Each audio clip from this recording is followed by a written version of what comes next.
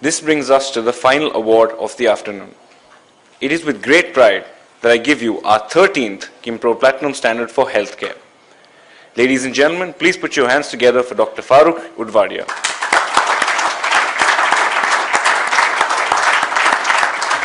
May I request Paul to please read out the citation. Dr. Farooq Erach Udwadia, Consultant Physician and Consultant in Charge Intensive Care Unit, Breach Candy Hospital, Mumbai, has a reputation of a detective healer. He is considered so impossibly good that the closest comparison of this legend is to the fictional character Sherlock Holmes. There is enough empirical evidence to state that Dr. Udwadia is the benchmark general physician in India.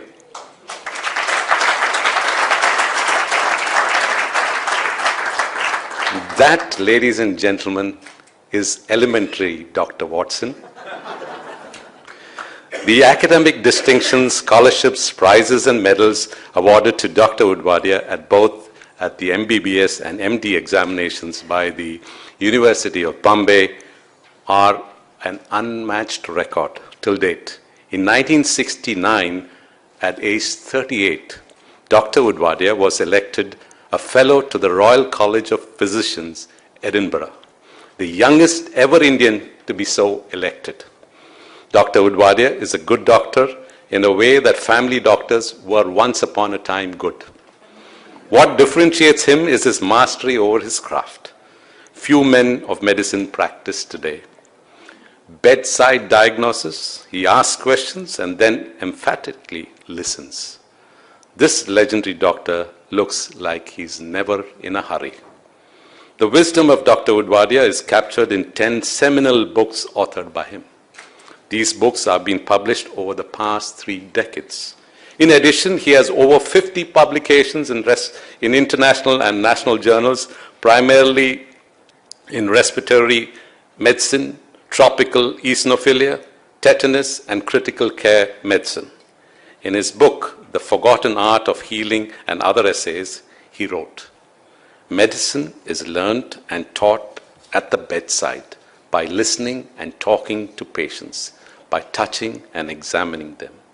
Over the past 15 years, Dr. Udwadia has been a visiting professor to Brompton Hospital, London, and the National Institute of Health, Washington, where when Dr. Udwadia speaks, the audience listens, and I dare say spellbound. In 1987, Dr. Udwadia was awarded the Padma Bhushan for his contribution to medicine. We salute you, Dr. Udwadia, and may I, ladies and gentlemen, request you to welcome him with a warm round of applause as he comes up to collect his award.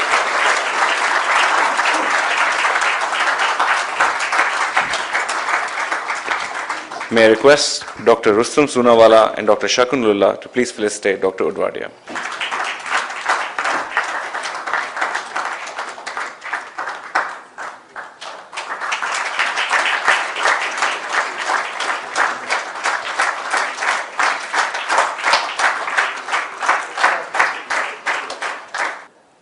Mr. Lulla, trustees of the Quimpro Foundation, jury members, let me first thank you for the honor you've done me. I'm indeed very grateful.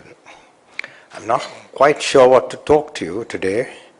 I just perhaps make a few remarks both on medicine and on healthcare. All of you are aware that the advances in science and technology have changed the face of medicine, so that medicine is capable of performing feats which might have been deemed incredible, perhaps in the middle of the last century. Nevertheless, I'm the first to admit that even today there's a certain amount of antagonism, both to medicine and the medical profession amongst many lay people. And the reason is not far to search. I feel that there is an erosion in a doctor-patient relationship in current times. I feel that inadvertently, almost following with the footsteps of science and technology, the machine has become the interface between the doctor and the patient. And that is indeed a sad state of affairs, because it is that which has eroded the direct relationship between the patient and the doctor. And the doctor-patient relationship is, I think, lies at the very core, the soul, the heart of medicine. And it is that which needs to be reinforced and nurtured properly in the years to come. Not for a moment am I saying that science and technology is not useful. Science and technology is responsible for, shall we say, hurtling medicine into the 21st century. But there is more to medicine than science and technology. There is an art within medicine. In fact, as has been said by one of my idols, Sir William Osler, medicine is as much an art as a science. And it is the art of medicine which has been submerged today. It is that which lies in the background. It is that which may well become the forgotten art and perhaps even the lost art. And that indeed would be a sad day for human beings and for the medical profession as such.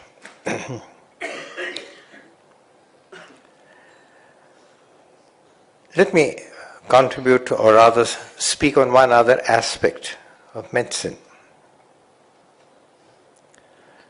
What is the real quality measurement for medicine in this country? I think it's medical care, not just to people in the cities and the surrounding areas, but medical care to all human beings living in this country. And we are far, far, far away from that.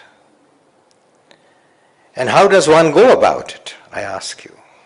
How does one go about reaching medical care, some semblance of medical care, to the marginalized, the poor, the trodden, to what Dr. Amte is practicing, to the tribals? How does one reach to that area? Just a few thoughts on that. I think it's somehow or the other, it is very necessary for an insurance, a health insurance of some sort, to reach out to all people living in this country. I know it's a very difficult proposition. It is indeed a very difficult proposition. But that is one measure which people who are well-to-do, people in business, people in corporations, and of course the government in the main, should find ways to do. We have primary health centers in this country, but they are dysfunctional and almost of no use in most parts of the country. These should be revamped to a great extent. The district hospitals should be improved. And of course, the teaching hospitals should take their place. The apex of medical institutions in this country, in my opinion, and in the opinion of many important countries in the West as well, is to make these teaching institutes the very apex of medical research and medical treatment. So that you and I, when we fall ill, would rather prefer to go to such an institute than go to private nursing homes and privately funded hospitals. That is the acme. That is the ultimate, I think, of what medical care should be in any country in this world. And it is so, for example, in the United States. Institutions, hospitals within universities, run by universities, are those which are most privileged and to which most people go to. rather than to nursing homes. I do wish this comes about. The happiest years of my life were at the JJ Hospital, where I worked for nearly 30 years, where I ran a poor ward and looked after a poor ward. And my fondest memories are of the tetanus ward, where people who were absolutely marginalized in the city, and those were the people who mainly got tetanus.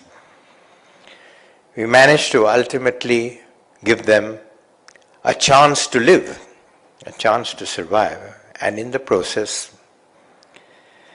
managed through private funds, mind you, not through hospital funds, not through government funds, to provide machines, to provide areas, to provide air conditioning, facets which are extremely important to look after such poor, dreadfully ill patients.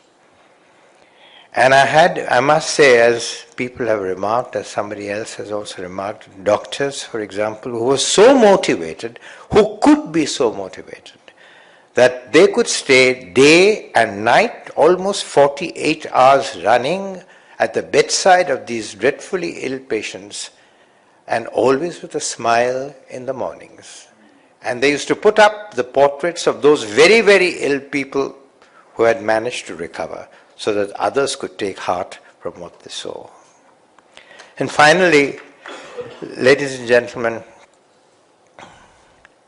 I must make one general comment which I think you all will agree, and that is that far more good to the health care of this country would accrue if there was better food, better sanitation, better housing, better preventive medicine in the form of proper vaccination. Money spent on these basic factors would cause more good health than building more first-class hospitals. Thank you very much. Thank you for that extremely soul-searching speech, Dr. Udwadia.